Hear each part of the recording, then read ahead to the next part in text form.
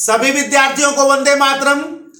आज हम लोग धर्म दर्शन में शंकराचार्य के मोक्ष विचार को पढ़ेंगे। अद्वैत वेदांत के संस्थापक शंकराचार्य के मोक्ष की परिकल्पना मौलिक है और शंकराचार्य की मोक्ष की परिकल्पना सभी दार्शनिकों से अद्भुत है, अद्वैत है और भिन्न है, मौलिक है। अद्वैत वेदांत के शंकराचार्य अपने अद्वैत वेदांत की जो विचारधारा है उसी का भान अपने मोक्ष की परिकल्पना में भी कराते हैं। यानी शंकराचार्य की अद्वैत वेदांत की जो विचारधारा है उसका प्रभाव शंकराचार्य की मोक्ष की परिकल्पना में भी पड़ा है। यही कारण है कि शंकराचार्य की मोक्ष की अवधारणा वास्तव में मौलिक बन जाती है। शंकराचार्य के मोक्ष की अवधारणा में अद्वैत तत्वमीमांसा की वह विचारधारा सम्मिलित है जिसमें आत्मा को परमात्मा से अभिन्न माना गया है। यानी आत्मा जो है, यानी जीव जो है वो ब्रह्म से या परमात्मा से क्या है? अभिन्न है, अद्वैत है, उसका तादात्म्य संबंध है। यानी शंकराचार्य की जो मोक्ष की अवधारणा है उसकी मान्यता, पहली मान्यता ही यहीं से शुरू होती है कि आत्मा जो है वो ब्रह्म से क्या है? अभिन्न है, अद्वैत है। शंकराचार्य कहते हैं कि वास्तव में आत्मा का ब्रह्म के साथ तादात्म्य संबंध है। आत्मा वास्तव में ब्रह्म से अभिन्न है, जीव वास्तव में ब्रह्म से अभिन्न है,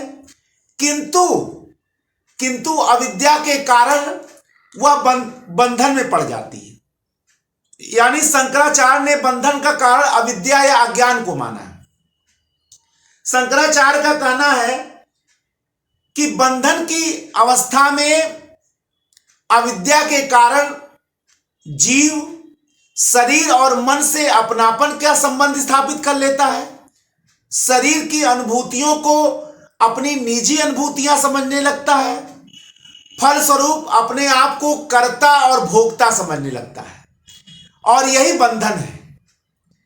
यानी आत्मा का अपने आप को शरीर और मन से संबंध स्थापित कर लेना, उसकी अनुभूतियों को अपनी निजी अनुभूति मान लेना और अपने आप को कर्मों का कर्ता, सुख दुख का भोक्ता मान लेना, यही क्या कहलाता है? बंधन। शंकराचार्य कहते हैं कि बंधन से मुक्ति मोक्ष में मिलेगा। शंकराचार्य का कहना है कि मोक्ष की जो प्राप्ति है वो अविद्या के अंत से अंत होगा। यानी बंधन से मुक्ति कब मिलेगी? जब आपका अविद्या समाप्त होगा। शंकराचार्य का कहना है कि अविद्या के अंत से मोक्ष की प्राप्ति होगी। और अविद्या का अंत कैसे होगा? अविद्या माने अज्ञान, और अविद्या का अंत कैसे होगा? ब्रह्म ज्ञान से। शंकराचार्य का कहना है, हालांकि भारतीय सनातन धर्म में मोक्ष की प्राप्ति के 3 मार्ग बताए गए हैं: ज्ञान मार्ग, कर्म मार्ग और भक्ति मार्ग। शंकराचार्य ने मोक्ष की अवधारणा के लिए ज्ञान मार्ग को अपनाया है। शंकराचार्य का कहना है कि मोक्ष के लिए ब्रह्म ज्ञान की आवश्यकता है। उन्होंने कहा कि भाई देखिए, कर्म मार्ग और भक्ति मार्ग गौड़ सहायक है, लेकिन वास्तविक जो मोक्ष की प्राप्ति होगी वो ब्रह्म ज्ञान से ही होगी, यानी ज्ञान मार्ग से होगी। लेकिन ऐसा भी नहीं है कि कर्म मार्ग और भक्ति मार्ग जो है वो पूर्ण रूप से बेकार है या निरर्थक है, ऐसा नहीं है। कर्म मार्ग से चित्त की शुद्धि होती है और भक्ति मार्ग से चित्त की एकाग्रता प्राप्त होती है। ये दोनों सहायक हैं, लेकिन गौण सहायक हैं। लेकिन वास्तविक मुक्ति तो ब्रह्म ज्ञान से ही मिलेगी, ज्ञान मार्ग से ही मिलेगी। यानी जब साधक ब्रह्म ज्ञान की प्राप्ति करता है, तब जाके ही उसको मोक्ष की प्राप्ति मिलती है। यानी कि साधक को मोक्ष की प्राप्ति के लिए जिस मार्ग की सहायता अपनाना है वह है ज्ञान मार्ग। शंकराचार्य यही कह रहे हैं कि वह ज्ञान मार्ग है, और ज्ञान मार्ग के लिए उसको क्या करना पड़ेगा? ब्रह्म ज्ञान प्राप्त करना पड़ेगा। शंकराचार्य कहते हैं कि ब्रह्म ज्ञान की प्राप्ति के लिए किसी भी साधक को 4 साधनों को अपनाना पड़ता है, जिसको साधन चतुष्टय बोला जाता है। क्या बोला जाता है? साधन चतुष्टय। 4 साधन अपनाने पड़ते हैं। यानी जिस साधक को ब्रह्म ज्ञान की प्राप्ति करनी है उसको 4 साधनों को अपनाना पड़ता है। पहला है नित्यानित्य वस्तु विवेक, यानी साधक को पहले नित्य और अनित्य वस्तुओं में भेद करना आना चाहिए। पहला साधन नित्यानित्य वस्तु विवेक। दूसरा है इहा मूत्रार्थ भोग विराग। इहा मूत्रार्थ भोग विराग, यानी लौकिक और परलौकिक जो भोग हैं उससे अपने आप को क्या करना पड़ेगा? विरक्त करना पड़ेगा। यानी उसके भोगों से अपने आप को क्या करना पड़ेगा? परित्याग करने की कामना करना पड़ेगा। ये नहीं कि इस लोक का भी सुख भोगेंगे और परलोक का भी सुख भोगेंगे। यहाँ मूत्रार्थ भोग विराग का मतलब हुआ कि साधक को लौकिक और पारलौकिक भोगों की जो आकांक्षा है उसका परित्याग करना पड़ेगा। समदमादि साधन संपत्ति, तीसरा जो साधन है साधन चतुष्ट में, समदमादि साधन संपत्ति, यानी साधक को सम यानी मन का समन करना पड़ेगा, दम यानी इंद्रियों का नियंत्रण करना पड़ेगा। इसके बाद श्रद्धा, शास्त्रों में श्रद्धा रखना पड़ेगा। समाधान माने बौद्धिक चिंतन करके क्या करना पड़ेगा? तर्क के माध्यम से शंका का निवारण करना पड़ेगा। उपरक्ति का मतलब हो गया विषय वासना से अपने आप को मुक्त करना पड़ेगा। और तितिक्षा का मतलब है सर्दी गर्मी जाड़ा आपको सहन करने का क्या करना पड़ेगा? साधना करना पड़ेगा। यानी पहला हो गया नित्यानित्य वस्तु विवेक, यहाँ मूत्रार्थ भोग विराग, समदमादि साधन संपत्ति, और चौथा है मुमुक्षत्व। चौथा क्या है? मुमुक्षत्व, यानी साधक में मोक्ष प्राप्त करने की प्रबल आकांक्षा होना चाहिए। मुमुक्षत्व मतलब क्या हुआ? मुमुक्षत्व का मतलब हुआ कि साधक में मोक्ष प्राप्त करने की प्रबल आकांक्षा होना चाहिए। अब शंकराचार्य कहते हैं कि जिस साधकों में ये 4 साधन अगर उन्होंने अपना लिया है, भाई उनको मोक्ष प्राप्त करना है तो उनको इन 4 साधनों को अपनाना पड़ेगा। तो यदि जिस साधक ने इन 4 साधनों को अपना लिया है उसको ऐसे गुरु के पास जाना चाहिए जिस गुरु को स्वयं ब्रह्म ज्ञान की प्राप्ति, जिस गुरु को स्वयं ब्रह्म ज्ञान की प्राप्ति हो। अच्छा, गुरु के पास साधक को 3 और साधन अपनाना पड़ता है। श्रवण, मनन, निधिध्यासन। श्रवण माने गुरु द्वारा दिए गए वचन को सुनना है। मनन माने बौद्धिक चिंतन करके समस्याओं का समाधान ढूंढना है, ठीक है ना, मनन। और निधिध्यासन का मतलब क्या हुआ कि सत्य में हमेशा आपको अपना ध्यान केंद्रित करना है। सत्य माने क्या है? ब्रह्म और जीव के तादात्म्य का संबंध, माने यह समझना है। निधिध्यासन में क्या करना है? सत्य पे आपका हमेशा ध्यान केंद्रित रहना चाहिए। निधिध्यासन का मतलब हुआ कि सत्य पर आपका ध्यान हमेशा केंद्रित रहना चाहिए। अब सत्य क्या है? सत्य है ब्रह्म और जीव की अभिन्नता, ब्रह्म और जीव का तादात्म्य। आपको हमेशा इस बात पर ध्यान रखना है साधक को कि ब्रह्म और जीव क्या है? उनके बीच तादात्म्य का संबंध है, उनके बीच क्या है? अभिन्नता का संबंध है। शंकराचार्य कहते हैं कि अगर किसी साधक ने साधन चतुष्ट को अपना लिया, गुरु जो ब्रह्म ज्ञान प्राप्त किया है उसके पास जाकर उसने श्रवण मनन निधिध्यासन के क्रिया को अपना लिया, तो ऐसे साधक के समस्त पूर्व संचित कर्मों का नाश हो जाता है, ठीक है ना, और वह वास्तव में ब्रह्म ज्ञान के योग्य हो जाता है। वह ब्रह्म ज्ञान के क्या हो जाता है? योग हो जाता है। तब साधक को गुरु जो है तत्त्वमसि यानी तू ही ब्रह्म है, तत्त्वमसि का क्या करता है, तू ही ब्रह्म है का उसको मंत्र देता है। और जब साधक को इसका भान होता है तो वह क्या पढ़ता है, अहम ब्रह्मास्मि, मैं ही ब्रह्म हूं। और इस प्रकार से उसको क्या मिल जाता है, मोक्ष की प्राप्ति हो जाती है।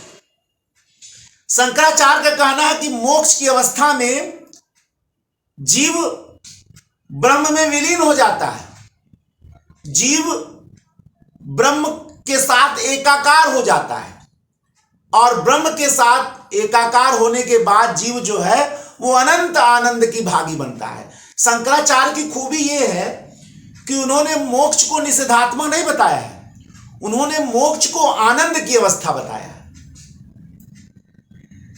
जिस प्रकार सागर में वर्षा की बूंदें मिलकर विलीन हो जाती हैं, एकाकार हो जाती हैं, उसी प्रकार मोक्षा अवस्था में जीव ब्रह्म में विलीन हो जाता है, जीव का ब्रह्म के साथ एकाकार हो जाता है, और यानी जीव का ब्रह्म के साथ तादात्म्य संबंध हो जाता है।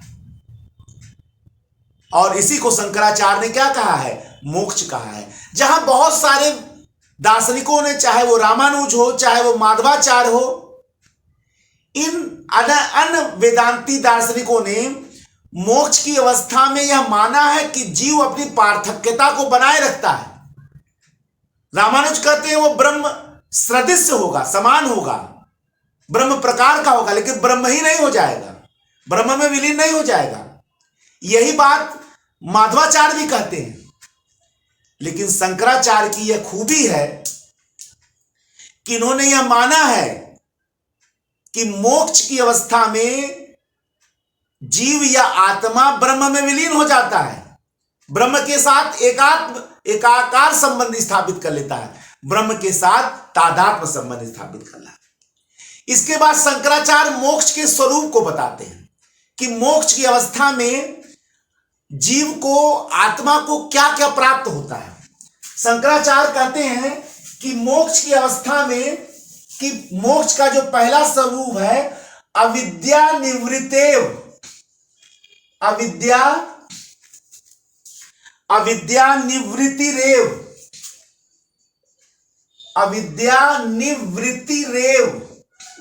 मोक्ष, यानी अविद्या का नाश हो जाना ही मोक्ष है। यानी मोक्ष के स्वरूप का वर्णन करते हुए, मोक्ष के स्वरूप की पहली विशेषता बताते हुए शंकराचार्य कह रहे हैं कि अविद्या का नाश होना ही मोक्ष है। क्यों? क्योंकि अविद्या के कारण ही तो ब्रह्म से अपने आप को जीव अलग समझने लगता है। अविद्या के कारण ही ब्रह्म का जो जीव का शुद्ध स्वरूप है, सुस्वरूप क्या है कि वह ब्रह्म से उसका एकाकार है, ब्रह्म के साथ उसका तादाद संबंध है, इसको भूल जाता है और भौतिक संसार से अपना संबंध स्थापित कर लेता है, शरीर और मन से अपनापन का संबंध स्थापित कर लेता है। हालांकि है तो वो ब्रह्म,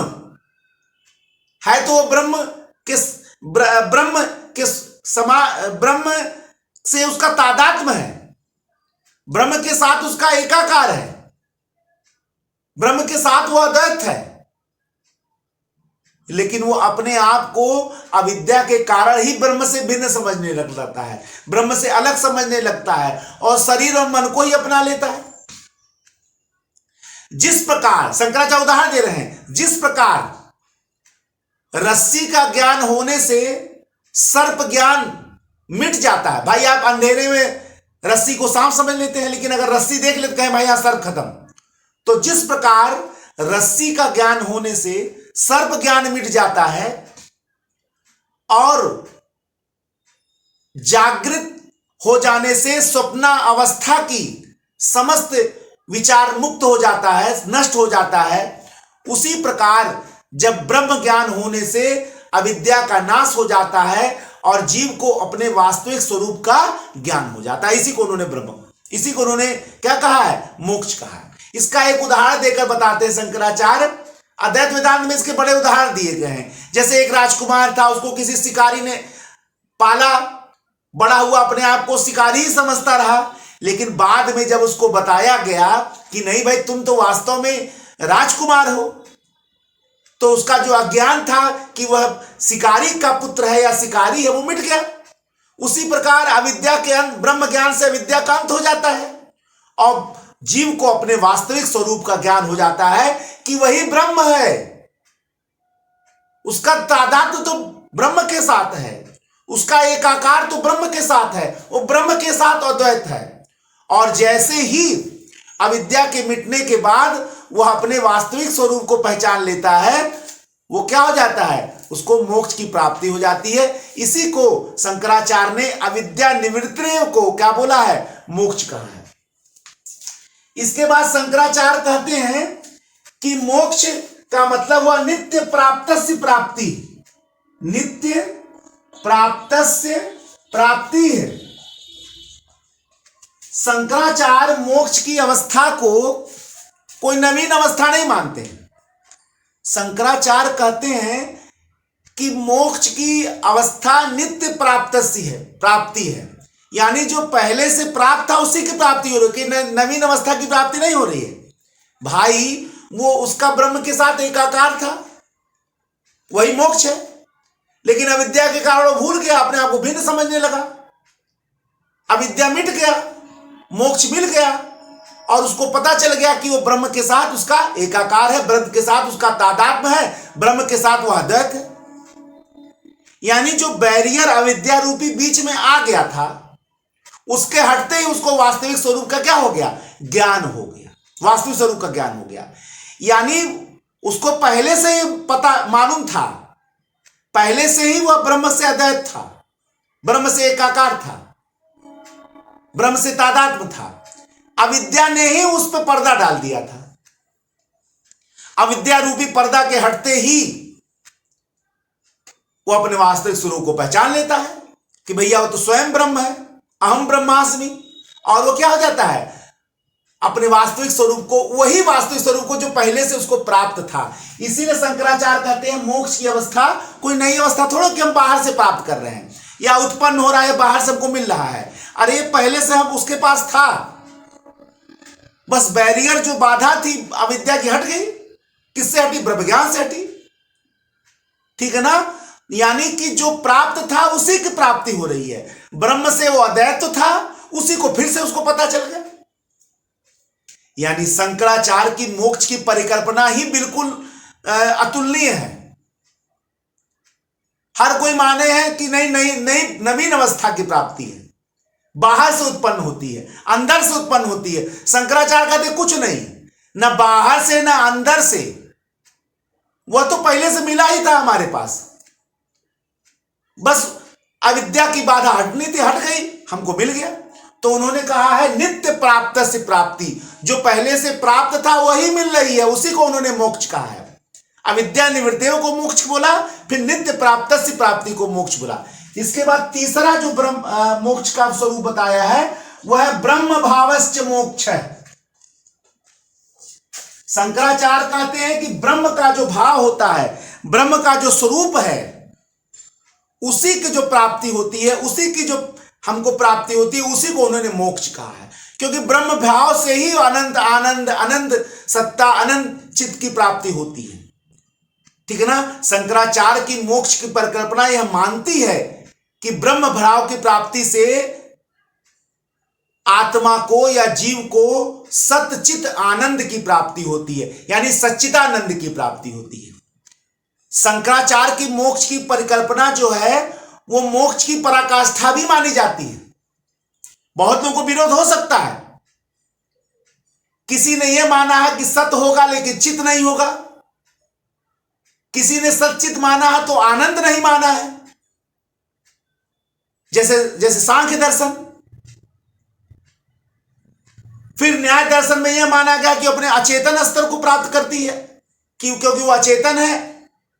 लेकिन शंकराचार्य ने सत्ता को भी माना है, चित चेतना को भी माना है और आनंद को भी माना है। यानी कि मोक्ष की अवस्था में आत्मा को ब्रह्म भाव के स्वरूप सत भी मिलता है, चित भी मिलता है, सत की प्राप्ति भी होती है, चित की भी प्राप्ति होती है और आनंद की प्राप्ति होती है। यानी किसकी प्राप्ति होती है? सच्चिदानंद की प्राप्ति होती है।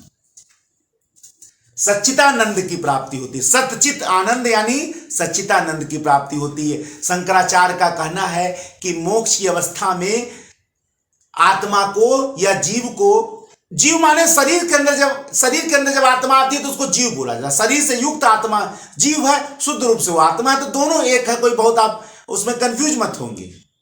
सच्चित आनंद की प्राप्ति मोक्ष की अवस्था में उसको होती है। यह शंकराचार्य की जो अवधारणा है वो न्याय दर्शन से भी अलग है, सांख्य दर्शन से भी अलग है, और रामानुज से भी अलग है, माधवाचार्य से भी अलग है, जैन दर्शन से भी अलग है, बौद्ध दर्शन से भी अलग है, सबसे अलग है।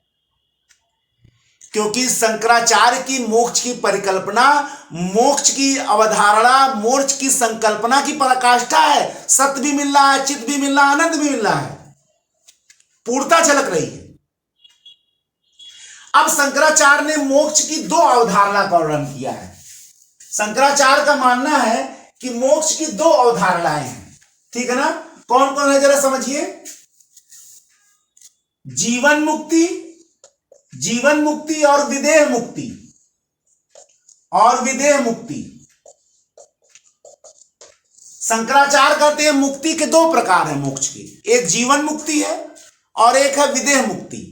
जीवन मुक्ति का, दोनों को शंकराचार्य ने माना है। जीवन मुक्ति का मतलब है कि शरीर के रहते इसी जीवन में, माने इसी जीवन में शरीर के रहते ही अगर व्यक्ति को मोक्ष मिल जाए तो इसको बोलते हैं जीवन मुक्ति। जीवन मुक्ति की अवधारणा में शंकराचार्य कहते हैं कि जीवन मुक्त व्यक्ति संसार द्वारा ठगा नहीं जाता है, वह संसार के बंधनों से ऊपर उठ जाता है। जो भी कर्म करता है वो निष्काम भाव से करता है, फलासक्ति रहित निष्काम भाव से होकर वो कर्म करता है, और निष्काम भाव से फलासक्ति होकर, यानी बिना फल के प्रति आसक्ति हुए, बिना कोई निष्काम भाव यानी बिना कामना किए जब वो कर्म करता है तो वह सामाजिक बंधनों से ऊपर उठ जाता है, सामाजिक बंधनों से ऊपर उठ जाता है, और वह शरीर रहते ही मिलेगा। क्योंकि भाई शरीर की उत्पत्ति तो पूर्व जन्मों के कर्मों के कारण हुई है, वो तो जब तक पूर्व जन्म के कर्म हैं तब तक शरीर है। लेकिन जीवन मुक्ति के तहत वह सामाजिक बंधनों से ऊपर उठ गया, समाज द्वारा वो ठगा नहीं जा रहा है। समाज में जो कर्म कर रहा है निष्काम भाव से कर रहा है, समाज में जो कर्म कर रहा है वो फलासक्ति भाव से कर रहा है। जब फलासक्ति भाव से आप कर्म करेंगे, यानी ऐसा फल, ऐसा कर्म जिसमें आपको फल की कोई आकांक्षा ही नहीं, तो आप बंधन में कैसे फंसेंगे? जब आप बिना कामना के कोई कर्म करेंगे आप बंधन में कैसे फंसेंगे? और आप समाज के बंधनों से ऊपर भी उठ जाएंगे। यही शंकराचार्य कह रहे हैं कि जीवन मुक्ति व्यक्ति इसी में संभव है। शरीर तो रहबे करेगा, शरीर तो पूर्व जन्म के कर्मों का फल है, वो नहीं जाएगा। जब तक संचित कर्म खत्म नहीं हो रहा है तब तक तो रहेगा। लेकिन आप बंधनों से ऊपर उठ चुके हैं, आप संसार द्वारा किसी रोग, लोभ, मोह, माया, मान, द्वेष, ईर्ष्या सबसे ऊपर उठ चुके हैं, निष्काम हो चुके हैं, फलासक्ति हो चुके हैं, सामाजिक बंधनों से ऊपर उठ चुके हैं। भाई जिस प्रकार कुंभ को जब चलाता है तो वो जब चलाना छोड़ देता तब भी कुछ देर नाचता रहता है, उसी प्रकार मोक्ष की प्राप्ति के बाद भी जीवन चलता रहता है, शरीर जिंदा रहता है। क्यों चलता रहता है? क्योंकि वह पूर्व जन्म के कर्मों के माध्यम से संचालित हो रहा है। इसके बाद, मृत्यु के बाद जो मोक्ष की प्राप्ति होती है उसको उन्होंने क्या कहा है? विदेह मुक्ति। यानी जब शरीर का अंत हो जाता है मोक्ष प्राप्त व्यक्ति के, तो क्या हो जाता है? उसको विदेह मुक्ति, बिना देह के, तो उसके विदेह मुक्ति प्राप्त हो जाती है उसको। जो व्यक्ति विदेह मुक्ति प्राप्त कर लेता है तो वास्तव में उसको इस संसार में आने की आवश्यकता नहीं पड़ती है। वो जन्म मरण के चक्कर से क्या हो जाता है? मुक्त हो जाता है। वह ब्रह्म में विलीन हो जाता है, वह ब्रह्म के साथ एकाकार प्राप्त कर लेता है, उसका ब्रह्म के साथ तादात्म्य में स्थापित हो जाता है। शंकराचार्य की मोक्ष की जो परिकल्पना है वो सबसे अलग है। आप एक कंपैरेटिव स्टडी कर सकते हैं। आप देखिए कि शंकराचार्य की मोक्ष की कर पर, क्योंकि सिविल सेवा की परीक्षा में कंपैरेटिव स्टडी बहुत आता है। अब आपने जैसे मोक्ष की पूरी शंकराचार्य की अवधारणा बता दी। अब शंकराचार्य कहते हैं कि जो मुक्ति है वो सघह मिलती है। सघह मुक्ति का मतलब क्या हुआ भाई, आप ज्ञान प्राप्त किए, ब्रह्म तत्काल मिल गया, ठीक है ना। लेकिन अगर रामानुज की बात करें, रामानुज कह रहे क्रमः मुक्ति मिलती है, ठीक है ना। तो अब तुलना करना पड़ेगा आपको, क्योंकि जब सिविल सेवा की परीक्षा में आप दर्शन शास्त्र ले रहे हैं और जब लिख रहे हैं तो भले कुछ ही वर्ड लिखना है, 200 या 250 जो भी वर्ड लिखना है, आपको थोड़ी बहुत तो कंपैरेटिव स्टडी करना पड़ेगा। इससे आपके ज्ञान की गहराई पता चलेगी। अगर आप कंपैरेटिव नहीं लिखेंगे तो फिर ऊपरी ऊपरी नंबर नहीं मिलेगा ऊपरी लिखने से। आपको गोता लगाना पड़ेगा और आपके ज्ञान की गहराई का भान ही एग्जामिनर को इस बात से पता चलेगा कि आप कंपैरेटिव स्टडी में इस दर्शन के साथ दूसरे दर्शन की तुलना करते कैसे हैं।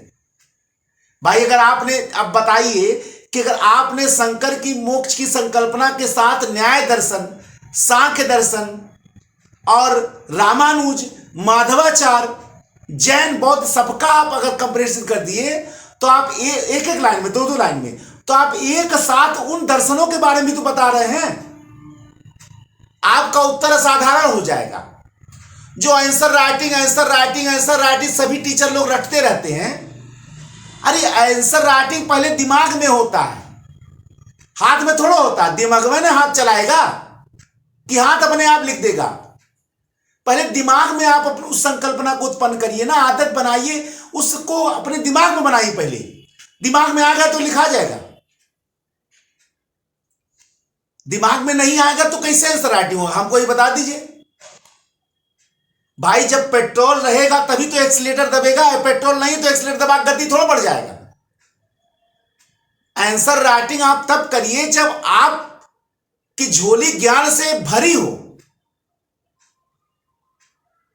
और जब ज्ञान से भरी रहेगी तभी आपके मन में नवीन विचार की उत्पत्ति होगी, नवीन विचारों की उत्पत्ति होगी। सूखे रेगिस्तान में पेड़ों पे कोई फल नहीं लगते हैं, पहले हरा भरा तो ज्ञान से करिए अपने मन मस्तिष्क को, ठीक है। अब न्याय दर्शन से तुलना करिए। न्याय ने माना है कि मोक्ष की अवस्था में अवचेतन रहता है, अपने मूल स्वरूप को प्राप्त करता है। शंकराचार्य के कहते नहीं, मोक्ष की अवस्था में आत्मा को चैतन्य की प्राप्ति होती है, सतचित आनंद तीनों की प्राप्ति होती है। रामानुज कहते हैं कि मोक्ष की अवस्था में आत्मा ब्रह्म में विलीन नहीं होता है, ब्रह्म ही नहीं हो जाता है, बल्कि वह ब्रह्म के समान होता है। क्या होता है? ब्रह्म के समान होता है, ठीक। शंकराचार्य कहते नहीं, आत्मा ब्रह्म में विलीन हो जाता है, बल्कि उसका ब्रह्म के साथ तादात्म्य हो जाता है। रामानुज कहते हैं कि मोक्ष की अवस्था में आत्मा ब्रह्म सदृश होता है, ब्रह्म के समान होता है, ब्रह्म के प्रकार का होता है, ब्रह्म नहीं हो जाता है।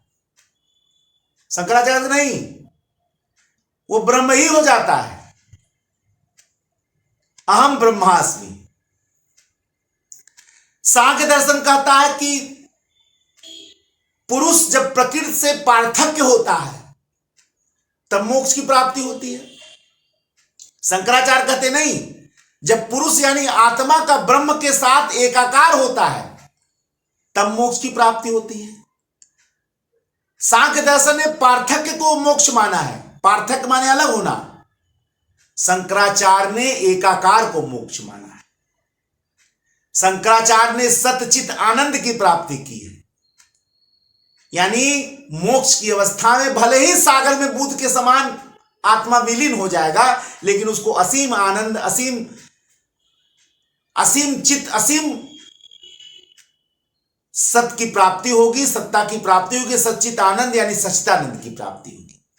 शंकराचार्य की यह मोक्ष की परिकल्पना आज मैंने आपको बताया कितना अच्छा लगा जरूर बताइएगा, समझ में आया। मेरा उद्देश्य है कि भारी भरकम शब्दों में, औपचारिक शब्दों में दर्शन शास्त्र न बताया जाए, बल्कि ऐसे शब्दों में बताया जाए ताकि एक विद्यार्थी जिस तरह से सोचता है उसी भाषा में, अनौपचारिक भाषा में मैं आपको बताऊं, समझाऊं, ताकि दर्शन शास्त्र की जो प्रकृति जिसको लोग बहुत टफ मानते हैं, सरल से सरलतम बना दें। और यही मेरा प्रयास है। एक नए लेक्चर के साथ मैं विकास श्रीवास्तव आपके समक्ष पुनः उपस्थित होऊंगा।